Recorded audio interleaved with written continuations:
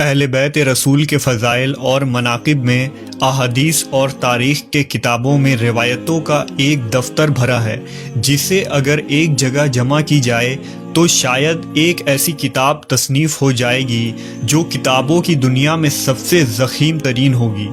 آل محمد کی بزرگی، فضیلت، واقعات، تعلیمات اور کرامات کا ایک ذخیرہ موجود ہے جو مسلمانوں کے لیے مشعل راہ اور ہدایت کا سرچشمہ ہے۔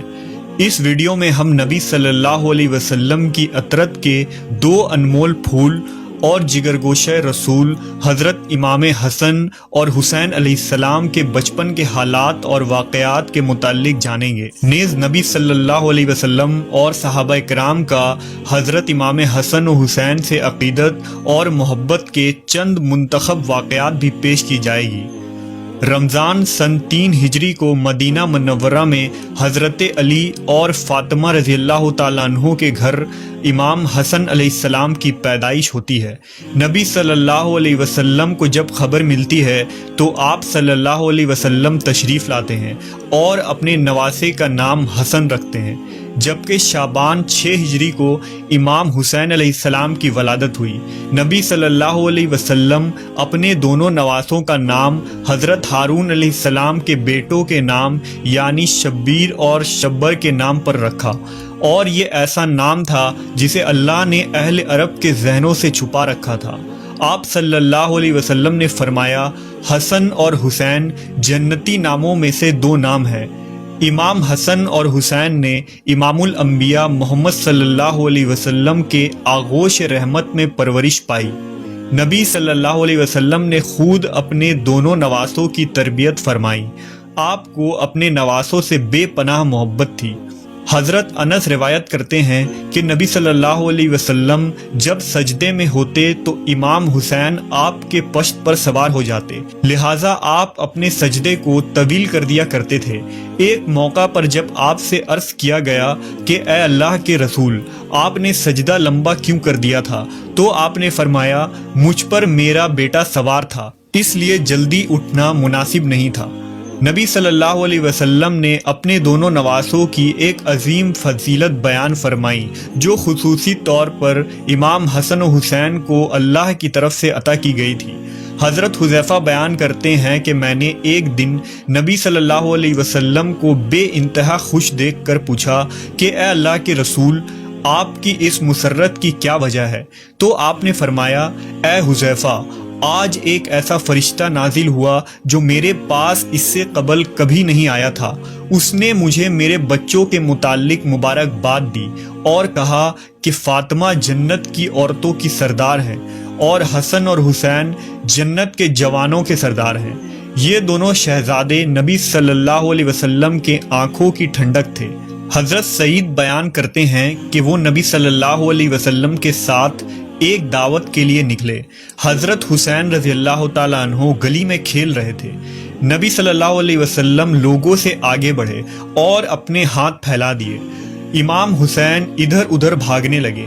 نبی صلی اللہ علیہ وسلم ان کو ہنساتے رہے یہاں تک کہ ان کو پکڑ لیا۔ آپ نے اپنا ایک ہاتھ ان کے ٹھوڑی کے نیچے اور دوسرا سر کے اوپر رکھا اور بوسہ لیتے ہوئے فرمایا، حسین مجھ سے ہے اور میں حسین سے ہوں۔ اللہ اس سے محبت رکھے جو حسین سے محبت رکھتا ہو، اور اس سے بغض رکھے جو حسین سے بغض رکھتا ہو۔ اس فرمان میں نبی صلی اللہ علیہ وسلم نے اپنی امت کو یہ اعلان کر دیا کہ امام حسین سے محبت ایمان والوں پر فرض ہے اور ان کا دشمن مومنوں کا دشمن ہے۔ ایک موقع پر آپ نے فرمایا، بے شک اللہ نے ہر نبی کی اولاد ان کی پشت سے پیدا کیا، اور بے شک اللہ نے میری اولاد علی کی پشت سے پیدا فرمایا۔ ایک دن رسول اللہ صلی اللہ علیہ وسلم حضرت حسن رضی اللہ تعالیٰ عنہ کو ساتھ لے کر مسجد کی طرف نکلے، اور حسن علیہ السلام اس وقت چھوٹے سے بچے تھے۔ رسول اللہ مسجد میں ممبر پر چڑھے اور لوگوں کو بتایا کہ ان کا یہ بیٹا سردار ہے جو روئے زمین پر پائے جانے والے سب سے معزز گھرانے سے تعلق رکھتا ہے، اور بے شک اللہ اس کے ذریعہ مسلمانوں کی 2 بڑی جماعتوں میں صلح کروائے گا۔ امام حسن کی برکت سے اللہ ان 2 جماعتوں کو آپس میں ملا دے گا اور جنگ اور لڑائی کا خاتمہ ہوگا۔ امام حسن اور حسین علیہ السلام کی ہستی کو اللہ نے آخرت اور دنیا میں بلند کر دیا۔ ان دو شہزادوں کا بچپن نہایت ہی فقر اور تنگ دستی میں گزری، باوجود اس کے آل محمد ہمیشہ ثابت قدم رہے اور اللہ کی طرف سے انہیں ہمیشہ غیبی مدد آتی رہی۔ لہٰذا روایتوں میں آتا ہے کہ ایک دفعہ جب عید کا چاند نکلا تو دونوں شہزادے حضرت فاطمہ رضی اللہ تعالی عنہا کے پاس آئے اور کہنے لگے، امی جان، کل عید ہے، کل مدینہ کے بچے نئے نئے کپڑے پہنیں گے، کیا ہم نئے کپڑے نہیں پہنیں گے؟ حضرت فاطمہ بہت پریشان ہوئی اور اپنے لخت جگر کو دلاسا دیا کہ ان کے لیے بھی اللہ کپڑوں کا انتظام ضرور فرمائے گا۔ آپ نے نماز ادا کی اور اللہ سے دعا کی کہ کچھ ہی لمحوں میں کسی نے دروازے پر دستک دیا۔ پوچھا کون ہے؟ کہا میں اہل بیت کا درزی ہوں، شہزادوں کے لیے کپڑے لے کر آیا ہوں۔ لہٰذا آپ نے کپڑے لے لیے۔ جب نبی صلی اللہ علیہ وسلم نے صبح حسن و حسین کو نئے کپڑے پہنے دیکھا تو فرمایا، اے فاطمہ، کیا تم جانتی ہو یہ کپڑے کہاں سے آئے ہیں؟ عرض کیا، ابا جان آپ ہی بتا دیں۔ آپ نے فرمایا، یہ کپڑے جنت سے آئے ہیں اور وہ شخص جو کپڑے لے کر آیا تھا جبرائیل امین تھے۔ صحابہ کرام اور خلفائے راشدین بھی حسنین علیہ السلام سے بے پناہ محبت و عقیدت رکھتے تھے اور ان کی عزت و توقیر فرماتے۔ لہٰذا ایک روایت کے مطابق جب حضرت عمر ابن خطاب رضی اللہ تعالیٰ عنہ خلیفۃ المسلمین تھے تو آپ ایک دن منبر رسول پر خطبہ دے رہے تھے۔ حضرت امام حسین علیہ السلام آپ کے پاس آئے اور ان سے کہا کہ آپ میرے نانا کے منبر سے نیچے اتر جائیں اور اپنے والد کے منبر پر تشریف لے جائیں۔ حضرت عمر نے کہا، میرے والد کا تو کوئی منبر نہیں۔ یہ کہہ کر حضرت عمر نے حضرت امام حسین کو اپنے پاس بٹھا لیا، پھر وہ منبر سے اتر کر حضرت حسین کو اپنے گھر لے گئے اور فرمایا، اے میرے بیٹے، آپ کو یہ کس نے سکھایا تھا؟ نے کہا، کسی نے نہیں۔ حضرت عمر نے فرمایا، اگر آپ ہمارے پاس آیا جایا کریں تو بہت اچھا ہوگا۔ چنانچہ حضرت امام حسین ایک دن ان کے گھر گئے تو حضرت عمر حضرت معاویہ سے تنہائی میں گفتگو کر رہے تھے۔ حضرت امام حسین نے دیکھا کہ حضرت ابن عمر دروازے پر کھڑے ہیں۔ حضرت ابن عمر نے امام حسین کو اندر جانے کی اجازت نہیں دی، اس لیے وہ واپس چلے گئے۔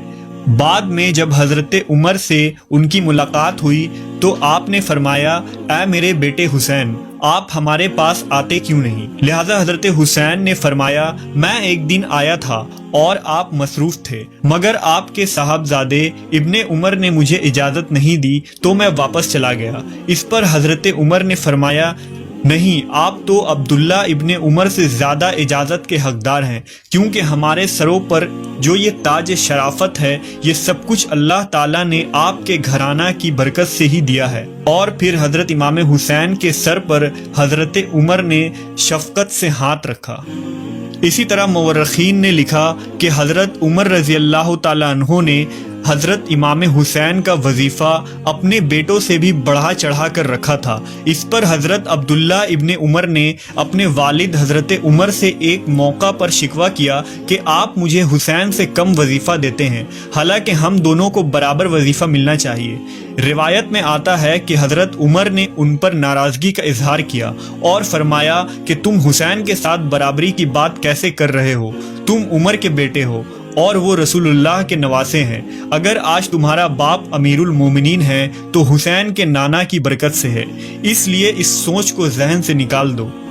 اسی طرح ایک روایت کے مطابق حضرت عمر کے پاس مدینہ میں شاہ ایران کے خزانے بطور مال غنیمت کے پیش کیے گئے۔ حضرت عمر نے اس کے متعلق صحابہ سے مشورہ کیا کہ اس کو کس طرح تقسیم کیا جائے، یعنی کس پیمانے سے ماپ کر یا ہاتھوں کی ہتھیلیوں سے اندازہ کر کے تقسیم کیا جائے۔ حضرت علی نے فرمایا، ہاتھوں کی ہتھیلیوں سے دینا زیادہ بہتر ہے۔ لہٰذا حضرت عمر نے سب سے پہلے حضرت حسن کو اس طرح دیا اور اس کے بعد حضرت حسین کو بلا کر اسی طرح سے عنایت فرمایا اور اس کے بعد لوگوں کو بلا بلا کر دینا شروع کیا۔ اسی طرح امام زہری نے بیان فرمایا کہ حضرت عمر نے صحابہ کی اولادوں کو مال غنیمت سے لباس دیے، ان میں حضرت امام حسن اور حسین کے شایان شان کوئی لباس نہیں تھا۔ لہٰذا حضرت عمر یمن کے علاقے کی طرف لوگوں کو روانہ فرمایا اور والی یمن کو حکم